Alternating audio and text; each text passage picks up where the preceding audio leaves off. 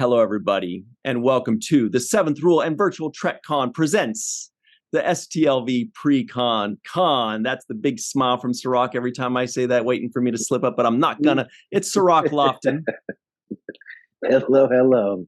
Look at our beautiful, brilliant, incredible, and compassionate special guest we've got here, pretending like she doesn't know it's obviously her. It's Chase Masterson, everybody. I love you guys so much. You guys are always so good to see. I would follow you anywhere, and huge congrats on how well the show is going. Thank you very much. I would add inspirational too, because you're such an inspiration to so many people, Chase. I mean, everybody who's around you gets this energy of positivity and moves on having a better day or approaches life with just a different sense of gratitude. And I think that inspiration comes from you. Mm-hmm. That means so much. Thank you. I hope it's that way, and I'm glad to hear it from you of all people, because you have got a heart of gold and everything else beautiful. Those are his chains, actually. Okay, well that's it. You're seeing. Sorry. Well, the last time I saw you, Chase, you were at the front line of the picket line in solidarity with the riders. And it was so special to see you there, especially because a lot of the picket signs were acknowledging your contribution to the strike universe, right? In Star Trek. Yep. Well, that really was Rom, and I was just happy to stand by his side. But, obviously this, all goes back to Star Trek and the idea of justice and the idea of treating each other as we want to be treated. And that is partly why it was so appropriate that we had a Star Trek Day on the strike. And I know a lot of shows are doing that, and it was wonderful to see you there. And it's always a love fest when we get together. I mean, I hate to sound cheesy, but I am cheesy. And so I'll just say it. It's always like family. And yeah, it was good that we got together, and it's great that we're getting together in Vegas. Mm-hmm. Oh, can't wait for that. Now, speaking of which, Chase, before we get into Vegas too deeply, because there's a lot to talk about there, can you just tell everybody right now that's thinking, what has Chase Masterson been up to since Deep Space Nine? What's she working on? What's she got going? So much, I bet. Isn't it funny how the people tend to say, like, have you been working at all since Star Trek? And it's like, yes. And unfortunately, it hasn't been on big television for the most part. I did an episode of The Flash, but Chase. Well, let me. I'm sorry, I can't interrupt. I'm sorry to interrupt you, but Chase got me on a movie, guys. She's so big that not only is she getting parts for herself, but she got me a part on a film with our good buddy Matt. And The Wedding Pact 2, which I thought you were fantastic in. And so Chase is out there constantly present in the world, in the community, in Star Trek, making your presence felt and doing good work. And talk about some of the good work you do besides the acting. Please. Thank you. Which we know you do. Thank you. I just want to go right back and say, Sirach, you got yourself that role on that movie. They asked for you, and they said, do you think we can get him? And I was like, well, I happen to know him. And and you were wonderful. For people who haven't seen it, it's called The Baby Pact. And it's a fun kind of dramatic rom-com directed by Matt Berman, who also directed The Wedding Pact, and it's a lovely movie, and I found myself gut laughing and also crying at different times in it. Thankfully, not. Yes, it is not crying while watching my scenes, which I often do. But it's a really cute piece. So if you haven't seen it, The Baby Pact, and lots of fun. And anyway, I did another film before that with the same director, Matt Berman, who who asked for John Delancey to be in his movie, and I was able to put him in touch with John. And that has a wonderful cast with Gail O'Grady, and it's a murder mystery. And so there are some fun independent features that are happening. And, we're on Star Trek Online. And Sirach, have you done Star Trek Online? I don't think I've done Star Trek. Is it a game? It's a video game? Yeah. It's the game. It's a video game. Yeah. Yeah. They should totally have you on. I've never done it. I've never done Star Trek. Al Rivera. Yes. And as we know, Star Trek is the gift that keeps on giving. And so I'm sure that you're in the pipeline there. Right now, they've been in the Mirror universe where I'm Mirror Lita, who is such a bitch. She would eat the Borg queen for breakfast.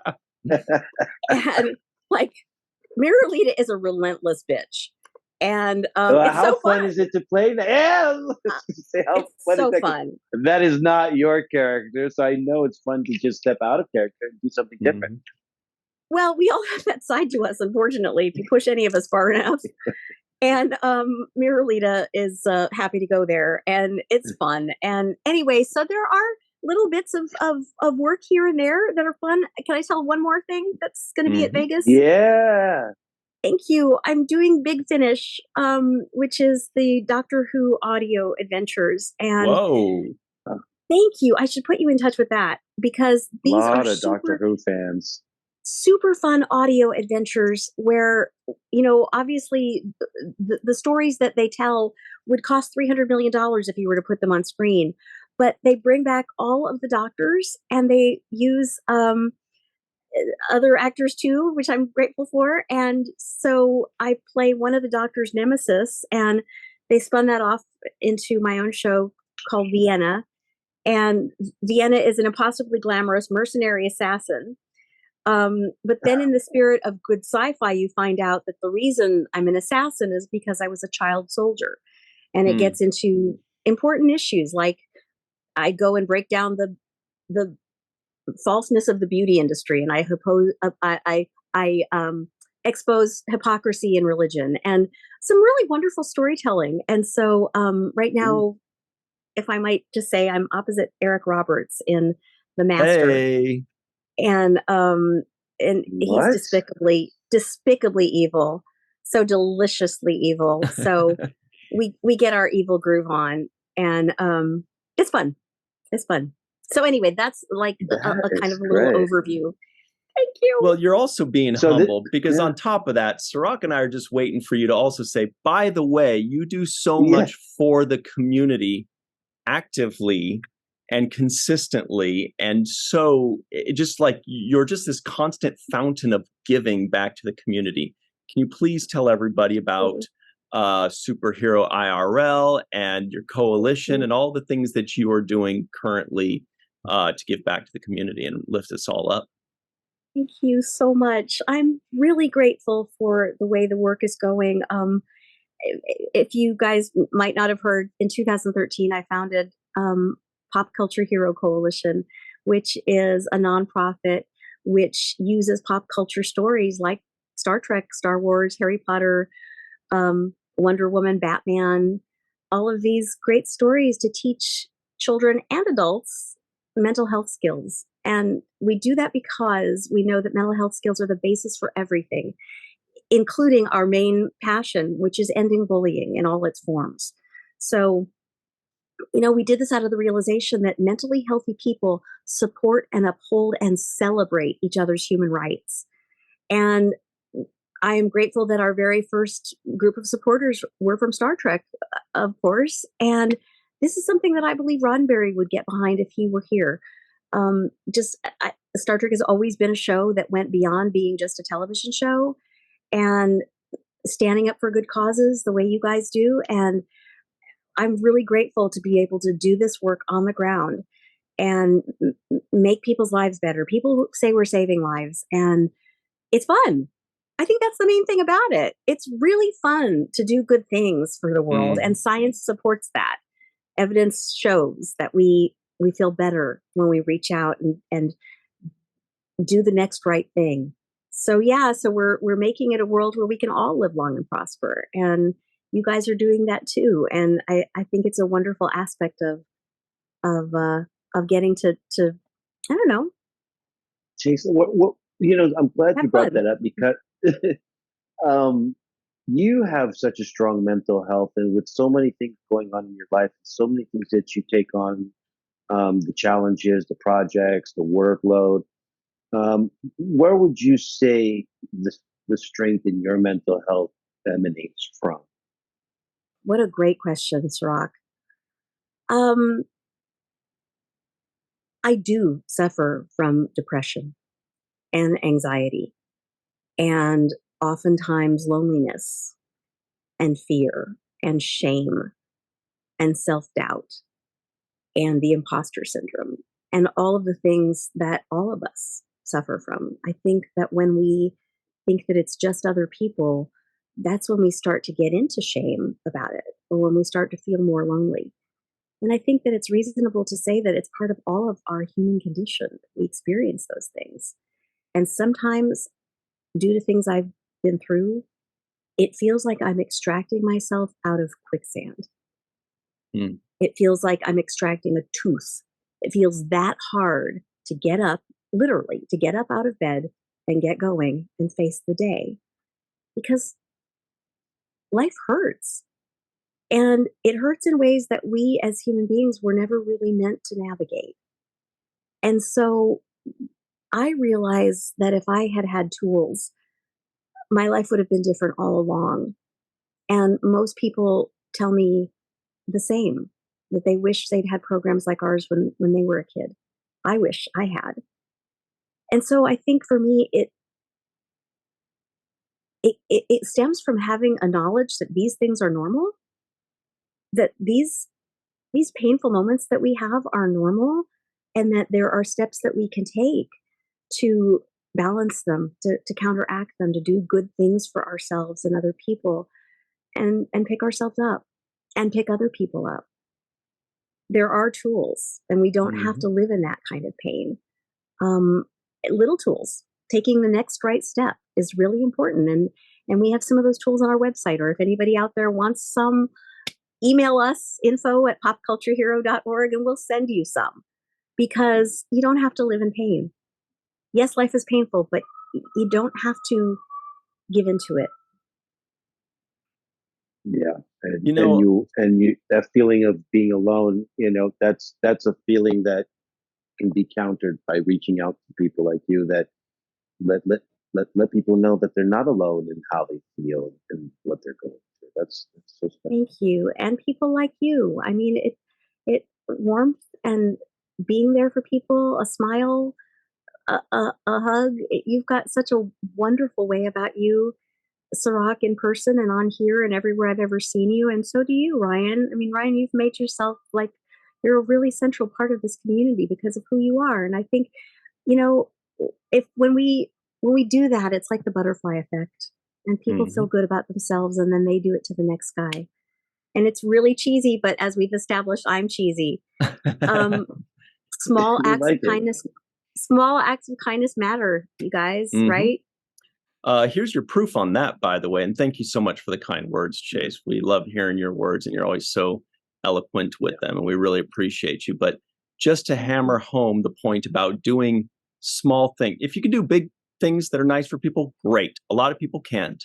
Some people can only do small things, or what they think are small, but actually they feel big to the recipient. But just to help further prove that, look, when you do something nice for somebody, what do you get in return? You feel good. You truly do, right? You give somebody a big tip, you're smiling, thinking, when they see that tip I left, it's going to make their day. When you hold the door open for someone, when you pick up some keys that a stranger dropped, right? So on top of that, which shows just how powerful it is, imagine if you're not the person doing something nice and you're not the recipient, you're just watching somebody do something nice for someone else. It still makes you feel good, doesn't it? We still feel good just watching somebody do it. That's how powerful it is. So if we're getting secondary joy, we're watching them, we're at a red light in our car and we're smiling like a crazy person. We're like, that was so sweet. That guy helped the other guy with his growth. That's how powerful it is. Yes.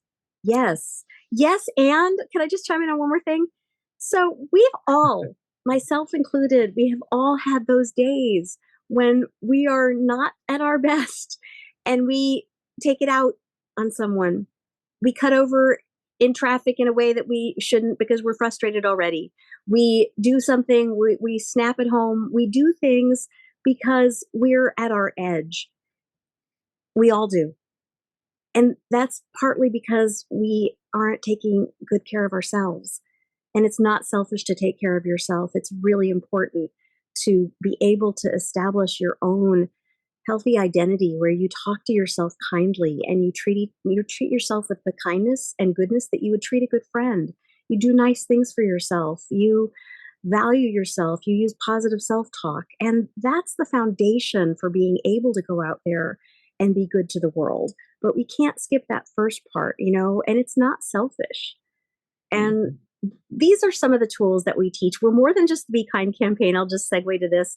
A lot of people have said to me, we thought you guys were just t-shirts. I'm like, no, that's part of it. That's the external part. But we have a whole 32 lesson plan program that we bring into schools to teach kids healthy identity and mindfulness and how their thoughts and feelings lead to their behaviors and self-compassion and resilience and all of these things that make our lives better so that we can be happy and help make other people's lives better.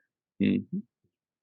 Yeah, when you're in Las Vegas, those of you that are out there listening, make sure you see Chase and take note of the energy that she brings and how attentive she is and how much she gives you her full attention when she's engaged with somebody. It's actually really special to watch how you interact with people and how much you give so much of yourself to the moment while it's happening. I've watched you this time and time again across the board at conventions anywhere.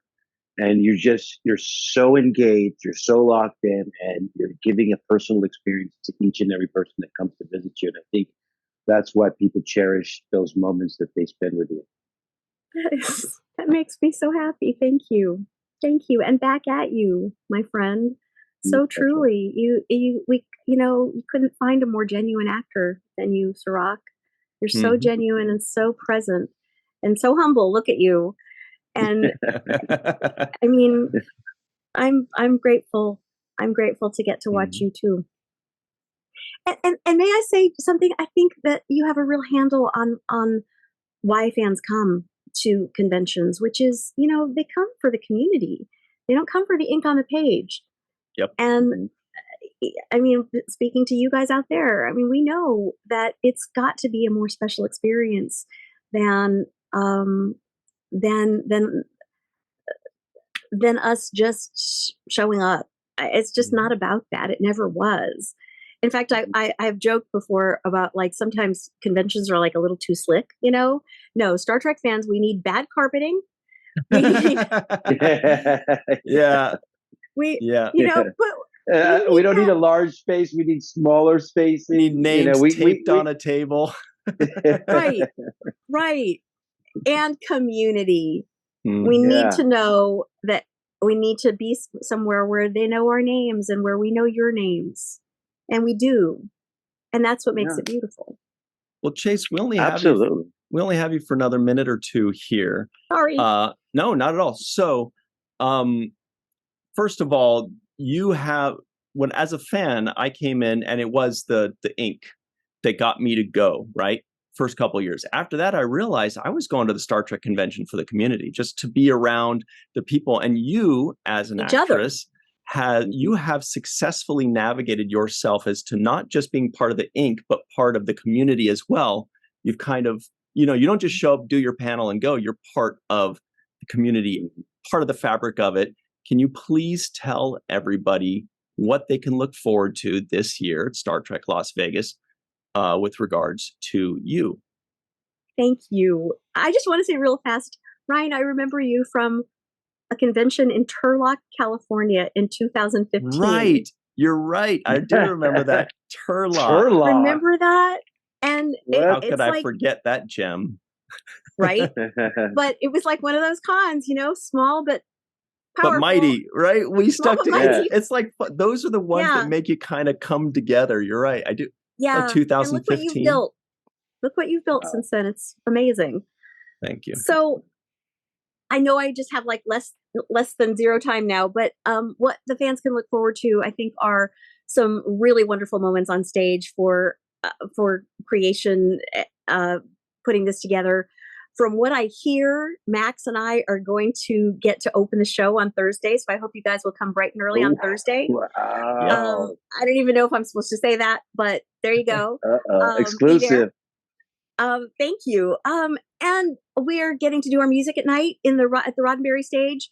So somewhere around 6 or 7, I'll be singing, and Joey Singer will be there as usual. That's Thursday, Friday, and Saturday. So fun. And yeah, and I guess other than that, we'll have our Be Kind shirts there, and I'll tell you more about the actual work we're doing with the coalition. And come for the hugs, you guys. I can't wait to see you. Will you have a table as well?